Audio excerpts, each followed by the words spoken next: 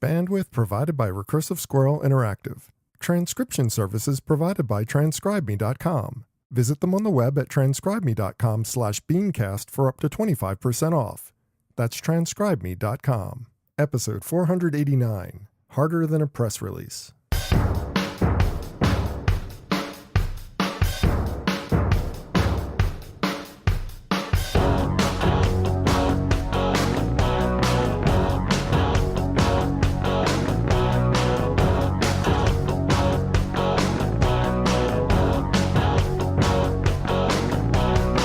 For Monday, March 26th, 2018.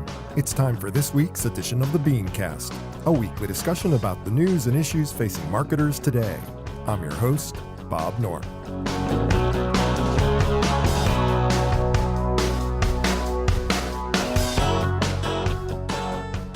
Thanks for joining us. Just in case you haven't been paying attention recently, Facebook has a few problems. And the fallout over Cambridge Analytica accessing user data has many consumers and brands rushing for the doors. Just how bad is it? Tonight we'll discuss. Also, the perils about being too digital, Publicis going all out on management consulting, whether brands can still afford to stay neutral, plus this week's AdFail 5. That's the lineup. Let's meet tonight's panel.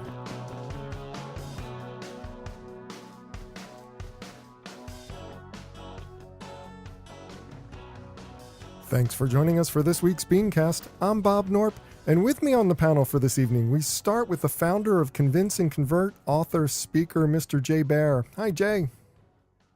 Bob, how are you? I'm well. So glad to have you back on the program. Now, next up, we have our good friend, founder of the Idea Integration Company, Mr. Saul Colt is back. Hey, Saul. Hey, Bob, it's really exciting to be on the show. Now that the intros are out of the way, let's get started. We've got more intros. We got more. Now, also joining us, we have the CMO of RPA Advertising, Mr. Tim Leake. Hi, Tim. Hi, Bob. Very honored to be back. Thanks for having me. Yep, you're welcome. And finally, we welcome back the EVP of Audience Science at Viacom, Mr. Julian Zilberbrand. Hello, Julian. Hey, Bob, thanks for having me back on. And by allowing me back on, I now have all your data. And all my friends' data, apparently. Well, let's get right into that topic because we knew this was going to be the first topic for this evening. Of course, our lead story tonight is the situation with Facebook. Now, the facts are clear. Cambridge Analytica harvested the information of over 50 million Facebook users, nearly all without consent. I think the number was like they had permission from 25,000 users or something and ended up with 50 million users' information, adding fuel to calls for the social network to face more government oversight, a call that was already happening in the halls of Congress. But the big question, as I see it, Jay, has the internet as a whole become a kind of Pandora's box? And is Facebook even the heart of the issue anymore that we need to face? I mean, what's your take on this? It's interesting. I look at it from one perspective as a marketer and from another perspective as a consumer and a citizen. I mean, as a marketer, this has been going on now for 6-7 years when they first built out this app exchange where you could pull data from friends and friends of friends. And as marketers, not only do we know that this is happening, but probably everybody here on the BeanCast has tapped into this capability at some point for some client in some set of circumstances. So to feign surprise now seems a little bit disingenuous. As a consumer, we want relevancy and we want personalization. Let me and we clarify want that. until we don't. Let me clarify that first. Who's feigning ignorance right now? I mean, is anybody feigning ignorance? Because I think even Facebook owns up to it and addressed it back in 2015. I mean, it's not like anybody was hiding the fact that this was going on. It's just that now suddenly consumers have become like kerfuffle, painfully aware of it, and it's become a huge issue. It doesn't seem like anybody was hiding it. and that's the part that's so strange about it, right? Is that this has been happening in one way, shape, or form for quite a long time, and then this one particular incident, it's a combination of actors involved in it and the circumstances, and politics is mixed in as frosting as well, creates this very volatile cocktail that all of a sudden now everybody is shocked and outraged. But as you said, Bob, this is not new news. This capability and frankly these circumstances have been present for a long time, and it's fascinating to see the kind of trouble that Facebook is in now. And of course, I think to some degree it's a suicide, not a murder. I don't think they handled this very well. But you think about, Yahoo had 3 billion user accounts compromised, a year ago or 2 years ago, including social security numbers and passwords. And this feels like, at least right in this moment, almost a bigger deal in terms of level of outrage. And it's perhaps not quite the same thing. Well, I mean, I think the outcome is the difference here, because I mean, when Yahoo gets hacked, and that was a terrible hack, and a lot of information that was important to users was stolen, but most people didn't experience identity theft right directly. Most people didn't have that experience of saying my data's been lost and suddenly I'm in bad straits, whereas everybody sees the outcome of data manipulation and manipulating societal norms using Facebook advertising. Everybody's painfully aware of what happened during the election. Everybody's painfully aware of what's happening in advertising and marketing, and it's becoming a much bigger issue for consumers. It's much more in your face. I heard Saul trying to jump in. Saul, you have anything to add? So there's the old saying, if you're not paying for it, then you are the product. This is the classic example of it. So Olivier Blanchard wrote something really interesting, and surprisingly enough, he wrote it on Facebook about Facebook. But his thought was that Facebook can't survive this, and no company can survive very long without its customers and its users' trust. You look at banks, you look at insurance, retailers, hotels, it doesn't matter. And Facebook has certainly shattered that trust. Mark Zuckerberg has personally shattered that trust. And this is, again, what he's saying. Facebook will not get that trust back unless it takes drastic measures to earn it again. At this juncture, the only things that may yet save Facebook are a Zuckerberg exit, a complete rebuild of Facebook's data security apparatus, and the introduction of a user data bill of rights as a company core value. So I think this is brilliant. I think Olivier is brilliant. I think he's off a little bit, because I don't think anyone's going to care in like 6 weeks from now. And it's sort of sad to say, because it's just, that's what the pattern has always been. People get outraged, people get crazy, and then like they just go back, because that's the place where they have those cool 60-second videos on how to make a cake and stuff like that.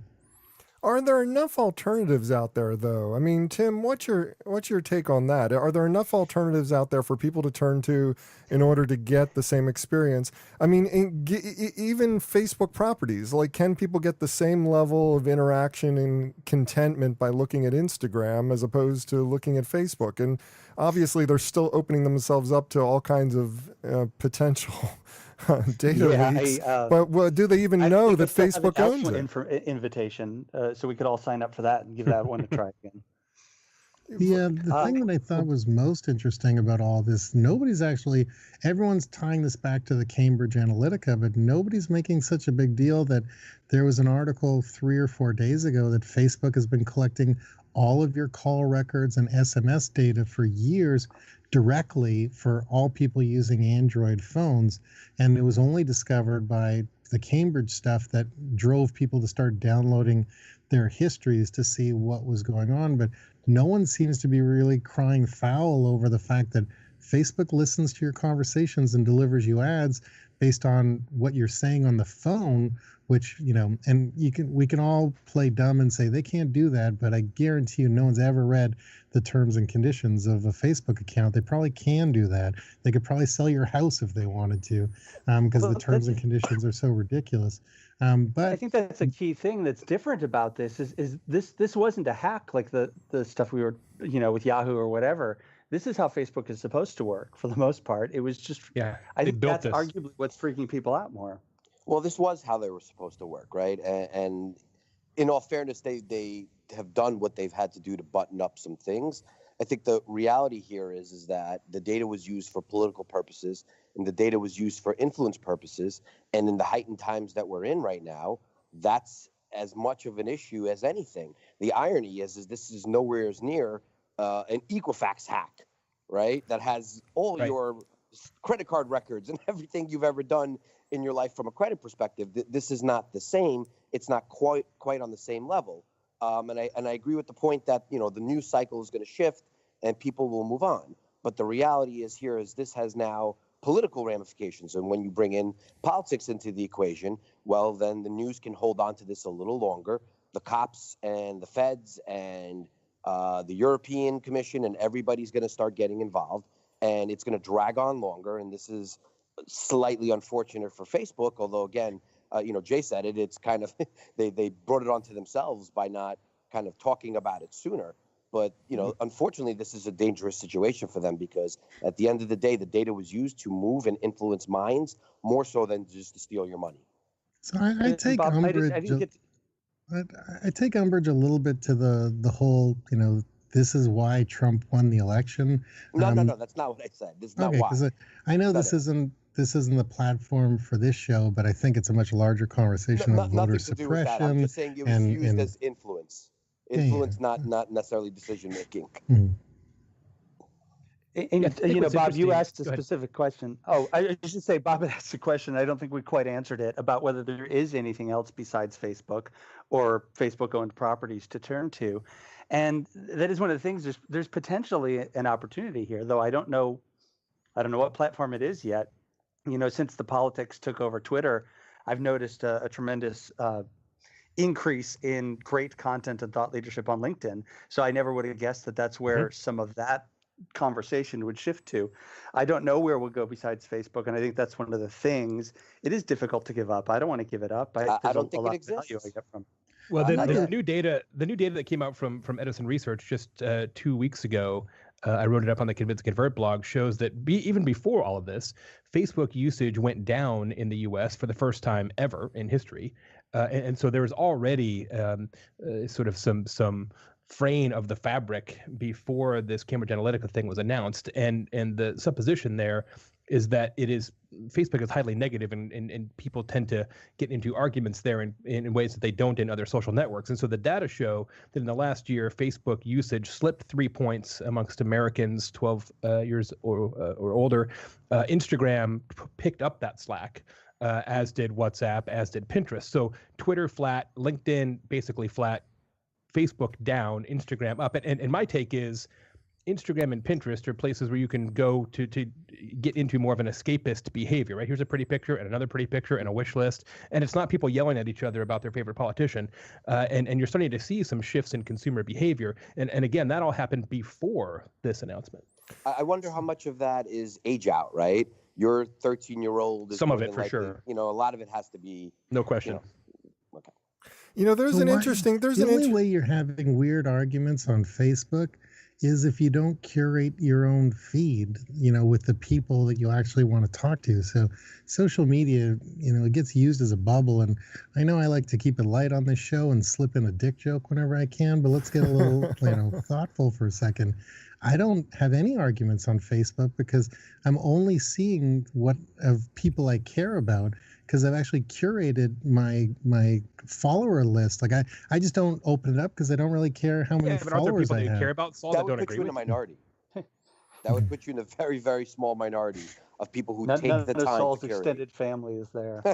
An interesting thing that was pointed out to me by one of the listeners in England was let's face it, we all agree, I think, that Facebook handled this very poorly. But he pointed out, and this is Marcus Fox, he pointed out that GPD, I always get that wrong. GPDR, the General, whatever, we'll get to that later. But GPDR. General Data Protection. GDPR, right, GDPR. I forget what R is. Right. So General Data Protection Regulation, that's what it is. That's about to go into effect.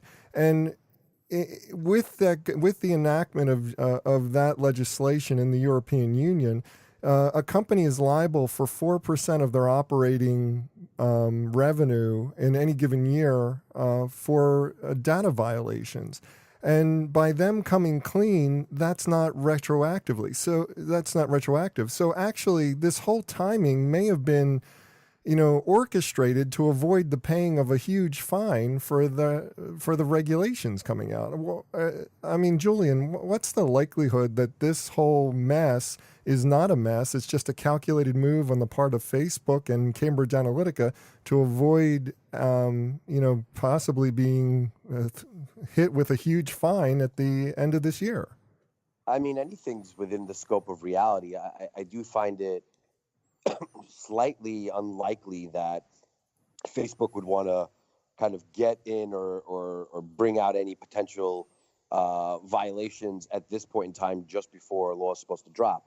No, the reality is and everybody's read all about the stories and read it from 6 different ways from Sunday as to whose fault it is or whatever it is. But they've made a lot of the regulatory changes that they would need to address issues within GDPR. I think the reality is again, it was what happened before, who had access to it, and how was that access then given out to third parties. And the issue is that they didn't do the right thing to actually validate that the questions that they asked of Cambridge Analytica and of that professor from Cambridge was actually a fact, right? Did they actually scrub that data? Did they not sell it to any other people or other applications that had certain capabilities similar to this personality app? What was the process from there? Did they sell any of that information? There's no way for them to kind of manage against it. So I don't know that there's a direct tie-in with that to a law being passed, and I don't know that they can move it retroactively. But I do think that they have to be very, very terrified of what that potential fine is, because I know every company is and should be, and that should, make it that much more realistic that they're putting in, hundreds of millions of dollars of resources to ensure that these kind of things don't happen again. And I believe that they are going to do that because they're not insane. Well, you're kind of making my case. Yeah. I mean, it's just like, the whole idea of $60 billion of your valuation being wiped away is nothing compared to 4% of your total revenue over a course of a year. I mean, it's potentially devastating to a company to be hit with this fine. But more potentially devastating, this has to seriously hurt their ambitions to move into China. So I can't imagine they did this on purpose, because this actually affects a lot of what they're hoping Facebook looks like in the coming years. I think it does highlight just how we are bereft of any sort of privacy protections in the United States, while GDPR is certainly onerous and complicated to set up for brands. Any brand that has customers in the EU needs to be in compliance in the next 60 days, I believe it is. And that's not easy, but it certainly is a stark contrast to what we have here in the US, which is the Wild West, quite literally. And so I do wonder, although it makes you, I question it somewhat just based on the composition of the current Congress, but it does make you wonder if the one lasting outcome of this Cambridge Analytica scenario in the U.S. will be a move to adopt some sort of GDPR-esque regulations in the United States. So we've had them in Canada for, I think, the last 2, maybe 3 years. And the big shift was you just had to throw out all of your mailing lists and get people to opt in again. Once you had everyone opted in again, everything was kind of like, the good old days. So you certainly had an out to get off a whole bunch of mailing lists. You were actually scrubbed from a whole bunch of mailing lists, and you had to, re-opt in. But, once you've opted in, it's like, every other day. You still get emails from the Gap every 6 hours. So, I mean, in terms of Facebook's handling of this, whether or not it was intentional or whether or not it was just them fumbling along, trying to do their best, I think for me, the thing that stood out as being the worst offense was when Mark Zuckerberg went on that television interview and said that Facebook would do everything possible to enforce legislation to manage and protect consumer data. He wasn't taking responsibility for his company. He wasn't trying to say that his company needed oversight. He was saying that Facebook would do everything possible to enforce the data provisions that would be enforced upon other companies. And, it seems like Facebook is not interested in any kind of regulation for itself. So is that answer enough for consumers in the long run? I mean, it's just like, I know that we believe that they're going to consumers are going to come back in another 6 weeks when all the news cycle rolls through its paces, but I think you're being hard on him, Bob. He only had 5 days to write that comment. Yeah, I mean, the delay in actually responding was also part of the problem. But Jay, from a PR standpoint, it seems like this was handled so piss poorly from beginning to end. There was no comment. There wasn't even the typical, we're working on a statement. There was just dead silence from them for days. It's I think three sort of big mistakes there. One, they didn't acknowledge that there was an issue, and they didn't say, as you mentioned, Bob, hey, we will have a statement. We're working on it. So they didn't kind of throw that buffer out there. And the second thing, they never really sufficiently explained in a way that the average user can understand exactly what happened and what the circumstances and ramifications of that are. And so I feel like one of the challenges they have today is that most of your rank and file Facebook members still don't really know what happened and don't really understand what that means for their own data or what has been happening. And so there's a level of confusion there, and perhaps that is intentional. Certainly the time delay was not helpful either. But what's interesting is I read an article just a couple days ago that said that it's had some sort of fairly significant concerns internally as well, that Facebook employees, speaking off the record, have said, this doesn't make us feel very great about the organization either. And there is some perception that perhaps that's going to hurt them in the very significant talent wars that, of course, take place between them, Google, Uber, Apple, and companies of that ilk. So that has a serious long-term implication if, in fact, they start to lose talent because the bloom is off the rose, so to speak. Before we move on to the next topic, I need to address something that kind of festers in the back of my mind, because it's very easy, Julian, to blame Facebook, but it's harder to look at ourselves and say, what's our level of complicitness as marketers in the fact that we were taking advantage of this data? We were using services like Cambridge Analytica. We were out there, maybe not so egregiously scraping data, but we were taking full advantage of all the opportunity that Facebook provided. So do we have any level of complicitness that needs to be addressed? I mean, I think every marketer will have to look at themselves and determine, their level of complicitness based on how they were ultimately using the product. I could say, having spent time at a media agency and working on hundreds of clients and, being at a brand today, I don't know that I've ever had the opportunity or worked with the opportunity to mine all the friends' data and then create, algorithms against that to the degree that, this professor in Cambridge Analytica did. And I would imagine that most marketers were using the basic capabilities within Facebook, maybe to the extent of custom audiences as a really high-end potential marketing tool. And I don't know, if that's necessarily wrong. I think, again, intent to use and how the data is used plays a big part in this. And I would like to believe, from my own experience and what I hope is, some level of morality within the marketing community, that people weren't necessarily taking this data and doing nefarious things with them. On the other hand, people have opted in to give in their data. And Saul said it in the beginning. If the product is free, you are the product. And so we as consumers have opted into this scenario, and I think so everybody can be considered complicit. I just think at the end of the day, we're still in, I think, a lot of the what could even now be considered the early stages of the internet and the early stages of data and its potential uses and positive and negative. And I think that there's a lot that hopefully will come out of this as it regards, how governments look at companies of this nature. And Facebook's certainly not the only one. Companies like Google and Amazon and, Twitter, whomever, they all have reams and reams of data about us.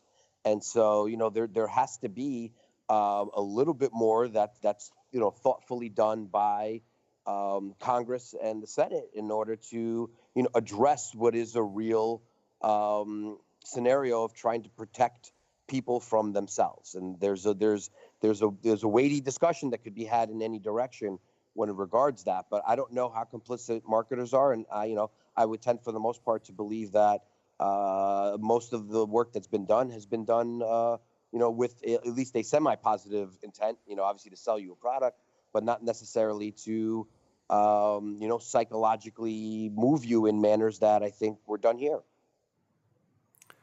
Well, continuing this conversation and possibly broadening it just a bit, there is some thinking emerging out in the marketplace that maybe we've become too digital in our approaches to marketing. Julian, the way this runs, are we becoming too dependent on technology and its associated metrics at the expense of branding and marketing basics? Meaning, are we so dependent upon just looking at this data and targeting so efficiently and effectively that we're ignoring the fact that sometimes marketing happens through osmosis and through just plain awareness? And what's your take on that? Is this just sour grapes from the people who are doing branding and experience? No, it could certainly possibly be. No, I think there's something to be said there. I definitely think that, in traditional marketing channels, television, which, by the way, buy more TV. But in traditional marketing vehicles, television, newspaper, other print mechanisms, radio, you have not the same level of capabilities of measurement that you do in digital. And fairly so, people moved into a measurable area. But I do think with the volume of content that's available in a digital environment and the behavior patterns that people kind of create over time in using these platforms, I do think that there's fatigue and there's less ability to kind of get people's attention in digital environments.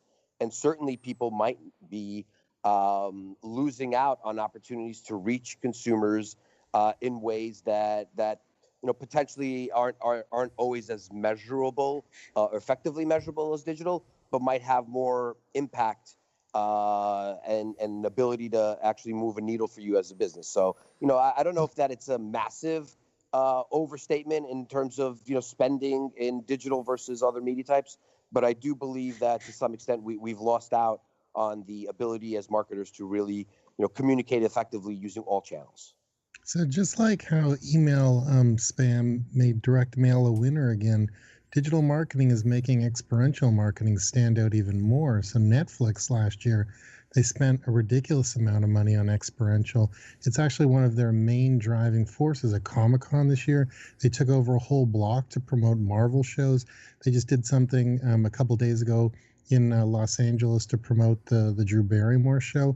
People want experiences, and really smart marketers know that they should be using digital to extend the experiential and not forget the experiential stuff. And I think for a while people were just push, when you should be actually giving people something they really want, and then use digital to spread it out to the world. Let me clarify here too. I don't want to get into a conversation about experiential and television and the branding type effects versus what we typically call digital. I'm talking about the digitization of everything. I mean, we're talking about the digitization of television as much as anything, and it's forced us to lose our effectiveness in tactics that are traditionally very, very effective because we're so focused on the targeting and results as opposed to what these technologies or what these platforms or medias have always been good at doing. I mean, Jay,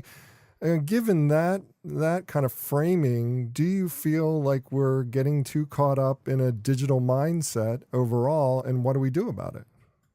As somebody whose new book is about word of mouth, I say yes is the answer to that question.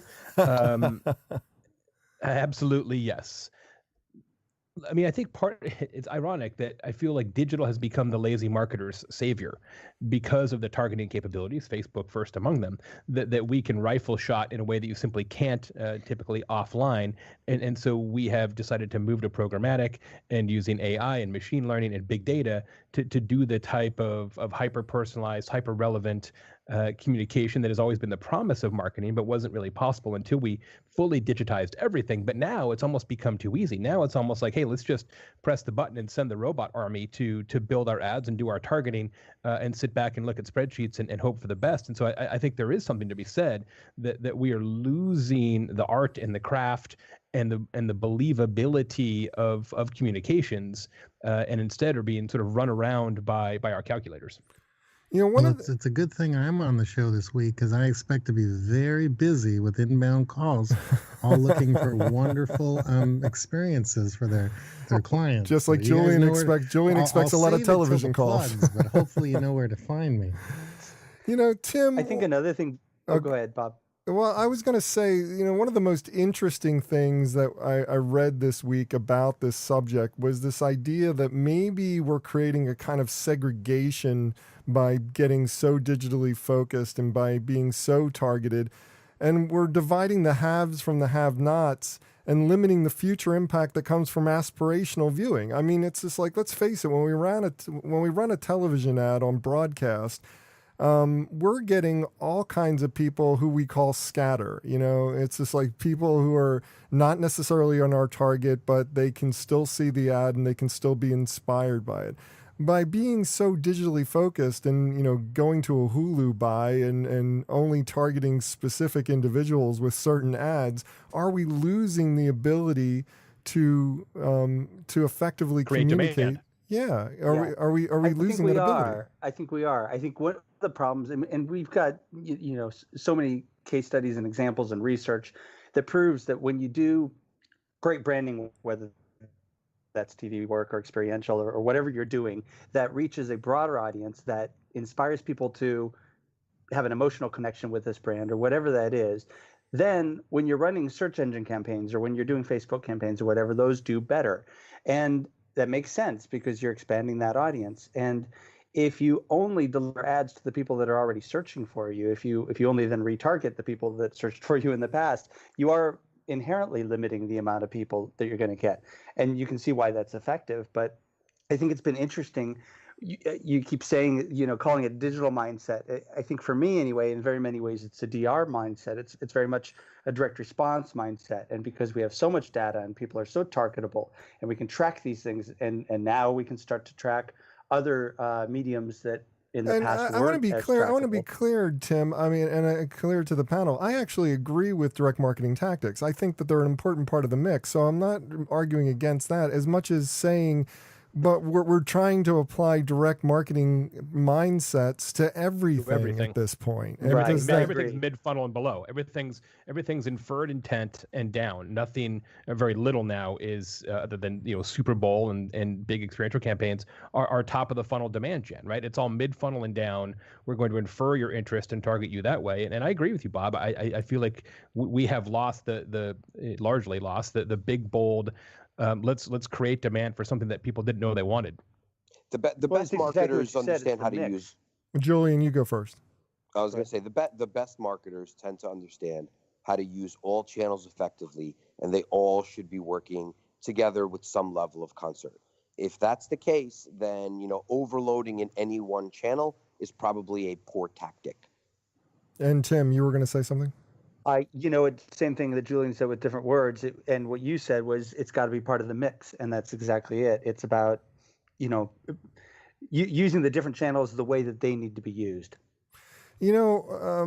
Before we move on, I want to address that one part of the topic that I don't think is the most comfortable one, but it's probably the most important one, which is this a form of racism or prejudice on the part of marketers? Do we segment out audiences to basically get the most effective audience, but essentially what we end up doing is we market to the haves while we leave the have-nots behind? It's just like we're marketing to the rich instead of to the poor.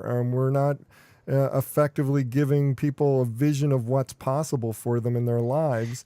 And is that a form of, classism, racism? I mean, what's your take on that, Saul? Is this something that we need to address as an industry with a series of ethics? I don't think it has anything to do with racism or anything. I think it's got more to do with cover your ass mentality. You finally get this job and you don't want to lose it, so you're only going to speak to the 10 or 15 people that you think are actually going to buy something. I could be way wrong, and you guys can tell me what you think. I don't think all these people are thinking that far ahead, to say we're going to exclude this group or that group based on race, color, creed, or even financial. It's just really like, I need to show increase in 5% in this quarter, or I'm going to get fired. So I'm going to do whatever it takes, like use a Cambridge Analytica or whatever to, like, nobody's doing great work anymore. Nobody's doing inspiring work anymore. It's like the race to the bottom. So I don't think it has anything to do with discrimination. I think it has more to do with insecurity. Well, moving on, Publicis made another bold proclamation. They seem to be in the bold proclamation business these days. So we'll see whether or not it turns out into anything. But what's their hourly rate for bold proclamations? I don't know, but apparently they are billing it at the top level. They announced that they are beginning a course correction, steering their operations away from purely being an ad creation company in favor of management consulting. In fact, they seem to be entirely going toward consulting when you read the press release and you kind of pull it apart. Tim, does a move like this make any sense for them? And is it even plausible, or is it just a bunch of hype? What's your take on this?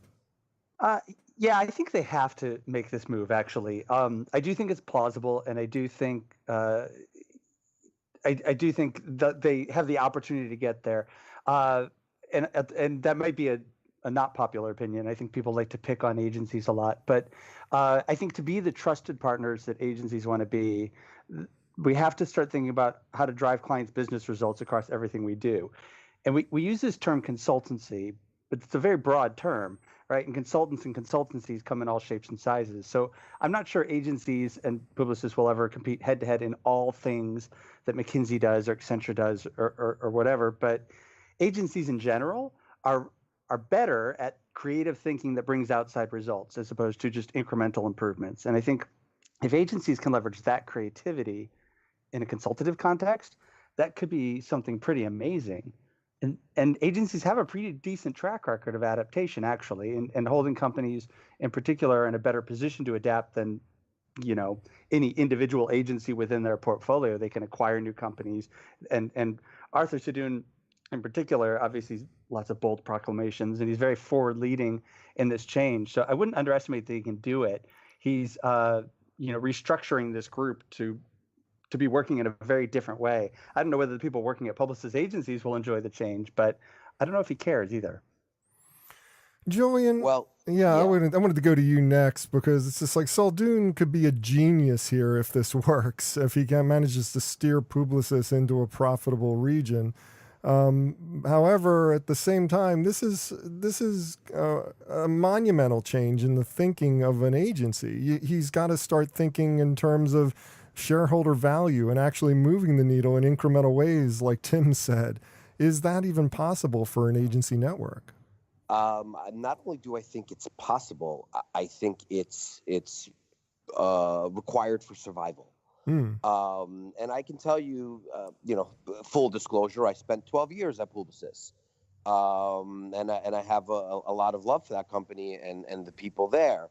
But I will tell you, and I've been saying this for years, and it's since I left, and probably even before I left, that the business of an agency needs to adapt and change in the direction that a lot of brands and marketers are kind of moving. And as we continue to talk about the proliferation and access to data and the way that marketers are using it now, not simply just on, varying digital channels, but just holistically in terms of how they're using data in their marketing tactics. I think it's paramount for agency holding companies to start to transition away from some of their traditional tactics and some of the things that clients used to rely on them on, and start to kind of themselves to provide other services. Some of them being consultative in nature, similar to, the Accentures and Deloittes of the world. That applies both on the media agency side and on the creative agency side. Publicis bought Sapient several years back while I was still there, and I thought that was, an interesting purchase at the time. And I think it's a necessity for all these holding companies to kind of move in this direction, because I think the clients in the marketplace demand that those skill sets are what are going to be needed for the future. Jay, I want to get your thoughts on this, because it seems to me that there's a lot of stumbling blocks for this to actually go through. I think that there's been some great points made about the fact that this is necessary for them to move forward with. However, it's a lot easier for a management consultancy to buy agencies and offer the services that these agency vendors, quote unquote, are offering to their clients. It's a lot harder to build up relationships and trust with the CEO of companies and affect incremental changes in the stock price. So is this something that can be done in your mind, and what do they need to do specifically in order to accomplish it? I mean, it can be done. I mean, anything is possible. I would say, first, it's not a very good day to be an art director at Publicis. Second, True. wanting to be a management consultant and having the depth of experience across the totality of the enterprise in order to deliver that level of management consulting is not necessarily the same thing. Agencies, of course, are primarily tasked with demand generation, and most management consulting projects transcend that significantly. So the first thing they'd have to do, Bob, is bring in a significantly new / different cast of characters with far different types of expertise in finance, in human capital, in M&A, just a lot of different types of people. And then you have to do the next big hurdle, which is convincing the biggest companies in the world that not only do you have those capabilities, but you are in fact the best choice to deliver that expertise. So it is possible, but it is a lot harder than a press release. I love that. I think that's going to be the name of the show, a lot harder than a press release. Well, but that is, that's super accurate, because obviously the biggest challenge is getting and retaining the talent. But I would tell you, I think these holding companies have, not only a basis of multiple $1 billion of revenue to help kind of move that needle, but I also think they have the want and the need. And then I spent, a lot of time with Rashad Tabakawala, who has my favorite line as regards agencies, which is agencies are cockroaches. And truer words have never been spoken. The agencies will survive. They will do what they need to do. They will find ways to hire and train and develop that talent. But it is going to be a rough patch and a rough transitional period. Well, last but not least, Delta tried to stay out of the gun control debate by simply eliminating the NRA member benefits by saying they felt they needed to remain neutral on the issue. Well, after a few weeks, we're finding out that satisfied nobody. Everybody's upset with this statement, and the NRA is boycotting the airline. Nobody else is happy with the fact that they're not taking a stand. Saul, Delta's approach is not atypical for big companies. So why didn't it work this time, and what does this mean for the future of crisis communications? What's your whole feeling about this? So them dropping, the NRA discount, I don't think that really is considered crisis communications. We can all argue that after, but I don't know if you guys know this, but know this about me. I'm willing to take great risks on behalf of brands. I'm working with someone now who almost let me do something so amazing and memorable that it would easily have been featured in the very first ad Win 5. That doesn't exist yet. But I bring this up because one of the first conversations I have with any client I work about is I ask them what their opinions are, because having an opinion is the most important thing a company can share right now and always. The opinion doesn't have to be bold. It can be safe, but you better have an opinion, and you better be okay with defending your opinion. As for Delta, the main issue was that, they dropped a discounted plan for the NRA. Members got, they got punished on social media by gun lovers, but they also got punished by the Georgia Senate because the Senate voted to remove a gas tax exemption awarded to them previously. So the world has changed now. You can never, ever be neutral. Like, those days are over. This may sound super knee-jerk, and I'm not saying Delta should do this, but one move they could have done was They should have doubled down, or they could double down and say that while they love all the people in Georgia, has been their home hub forever, they would love to hear from other states who would welcome their business. It may sound like running from a problem, but siding on the side of anti-school shooting isn't a crazy side to be on. And if it makes them a media darling, that's wonderful. But the truth is that the gun people are still going to fly Delta, because when it comes to travel, convenience rules. Like, that's been proven by Uber over and over and over. Ooh, someone gets raped, but they're going to get me home at 2 a.m, so I'll just use them. The big thing that they did was that they just didn't say anything. They acted quietly, and I don't think brands can act quietly anymore. We're living in a world where you're going to have to just pick a side, and sometimes you're going to pick right, sometimes you're going to pick wrong. But if you truly believe in it, and if you have values for your company, you're never wrong following your values.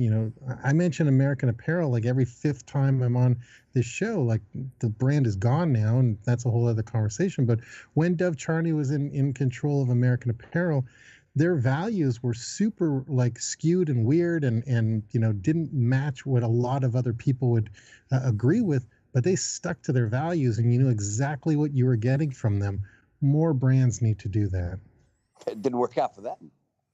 Well, actually, it did work out. A lot of the problems with American Apparel came from the investors, the shareholders, and things like that. But the company was very successful for a long time. Yeah, I was just teasing. But I think you make a really, really good point, which is you're not going to please everybody, and when you try to please nobody, it probably makes it worse. So to your point, kind of take a stand, go with it, and live your values, and be prepared to deal with whatever ramifications come from that.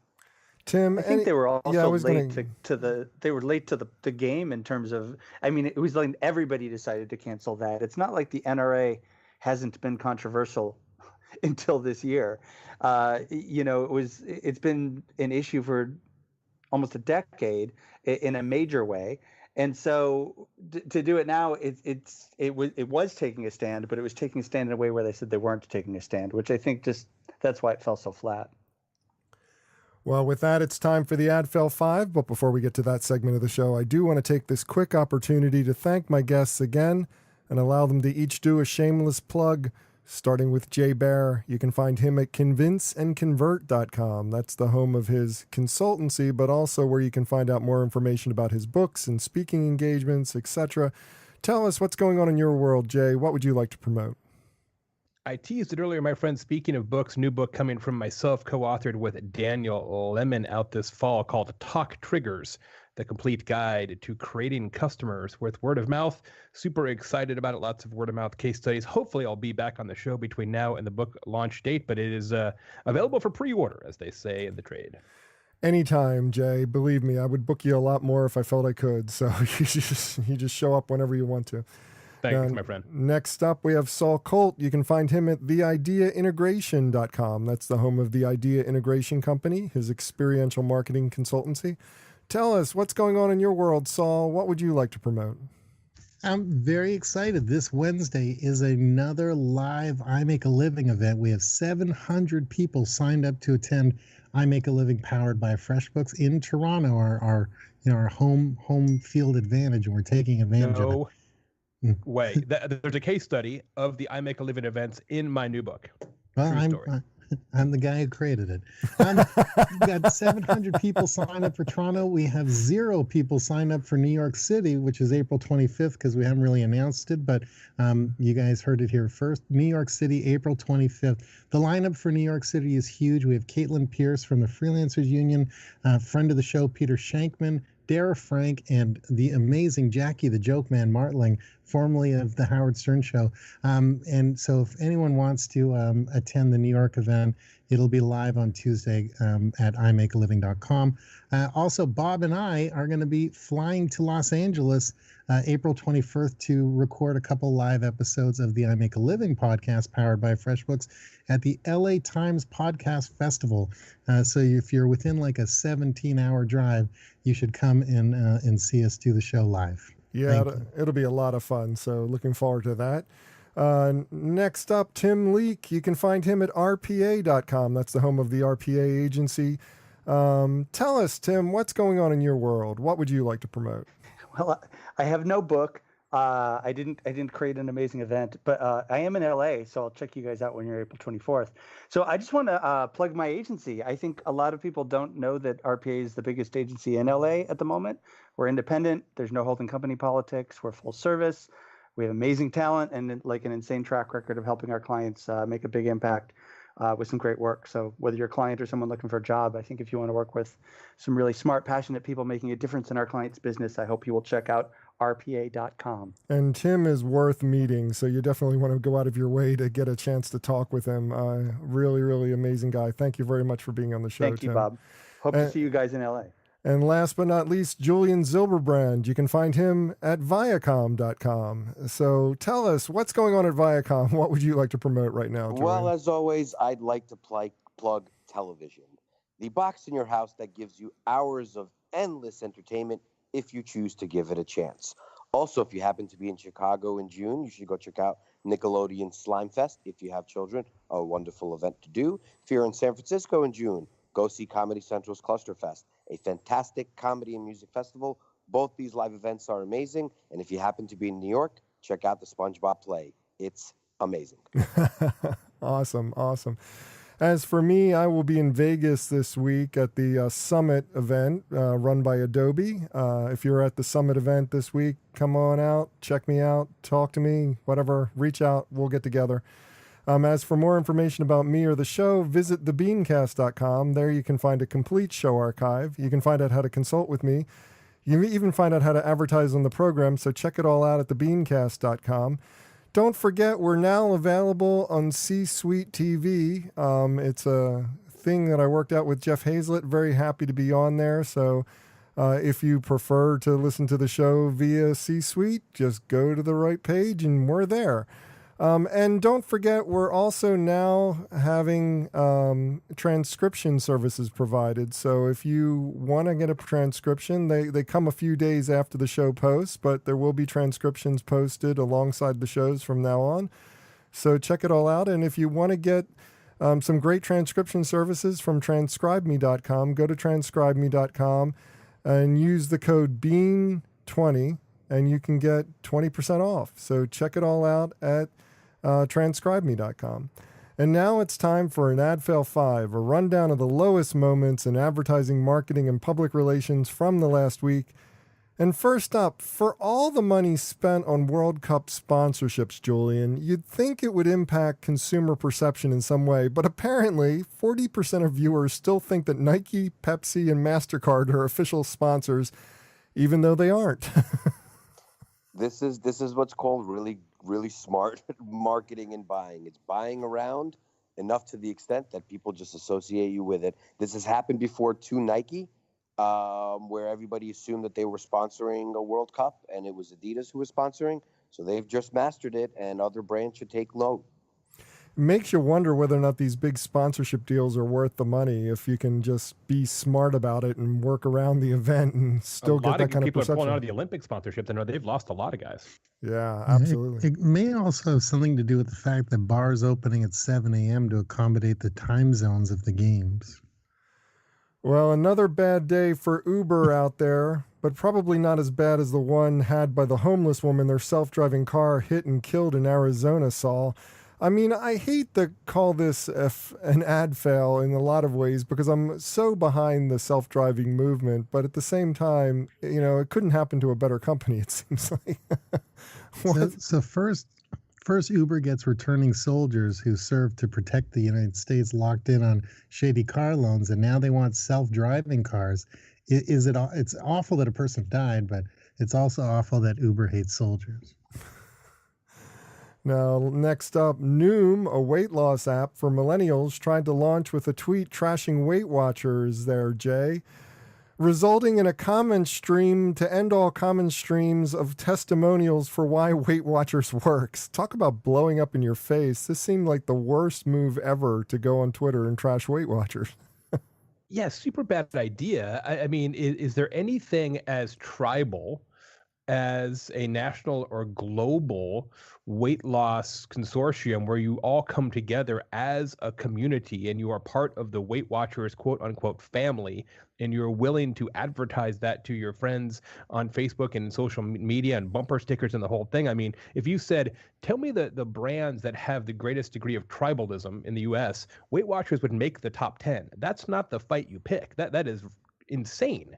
You literally could almost not decide. I mean, maybe Harley Davidson would be a worse opponent in this kind of context, but there's not too many. I can imagine going after Harley Davidson. Also, you don't mess with Oprah. No, you also don't. true, as a general rule. Don't trash your competitors. It's a poor move and it never works. Well, especially as a startup, like where do you come off, right? I mean, if you're a 100%. challenger brand, the way T-Mobile does, T-Mobile's always taking shots at AT&T and Verizon, but they've got the scope and the scale and the track record of success to actually be cheeky. I mean, they are a challenger brand that's multi-billions of dollars. These guys have like $4 and a chicken sandwich to their name, and they're trying to drop the hammer on Weight Watchers. Just insane. But you said it even well. It was cheeky. At least when T-Mobile does it, they do it in some kind of fashion which is funny. At least that takes the edge off. Well, next up, where do you showcase your gun videos when you're a gun retailer who's suddenly banned from YouTube, Tim? Apparently, Pornhub. Pornhub has welcomed all these gun retailers to post their videos on their site. It seems like an odd choice for the gun lobby to end up on the biggest porn site in the world, but there you have it. And Pornhub had such a strong family-friendly brand going on into this. I wish I could have answered one of the other four. I have nothing to say on this one. So I'll jump in. Now you can clean your gun 2 ways on Pornhub. Just waiting for that opening. I was waiting for the power of television comment to reappear a bit. And last but not least, there's Facebook. I mean, we've talked ad nauseum about Facebook's response to the situation that they faced this week, but my God, they could win on the AdFail 5 for at least a dozen different tactics that they used over the last few weeks. I mean, it's just crazy how badly they managed this situation. Anybody have anything last words to add to this, Jay? Any thoughts? I mean, we almost had 2 episodes of the BeanCast between when it was announced and when they commented, right? I mean, they almost missed a week, which is hard to do in a crisis scenario. And I think the one thing they have learned, I suspect, is that things that are big, Mr. Zuckerberg needs to come out quickly.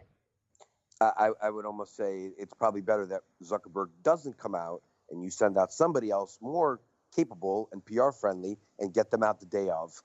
That might be a better tactic. Well, that does it for this week's show. Have something to add to this list or just want to discuss it? Comment online. Use the hashtag AdFail5. That's pound AdFail and the number 5. And I'm gonna look for a gun. Yeah, don't go. I can tell you where to find ads for one. Well, if you do end up with a gun, we know where you found it, Jay. That's all I'm saying.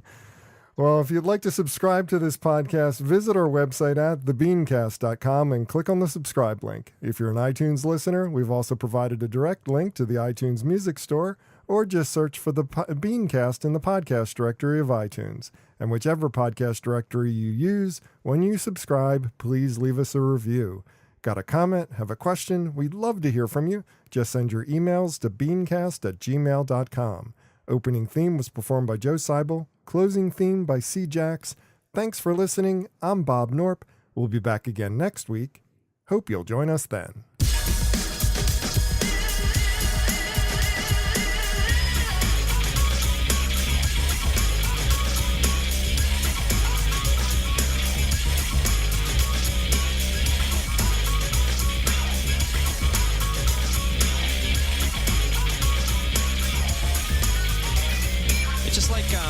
You know what I mean? It's like if it's, you know what I mean? I don't know, man. It's just like, okay, it's like, you know what I mean? Like, it's like totally like that. It's like, I don't know, like if it's, you know, it's like, you know what I mean? Yeah, it's just like kind of, it just seems like it's just like almost exactly.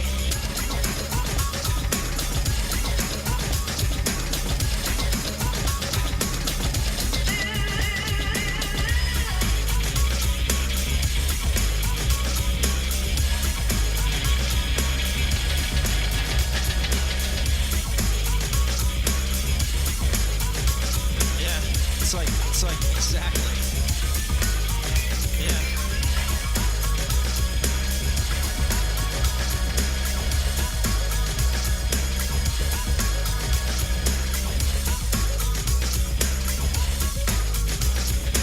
You know what I mean? Exactly.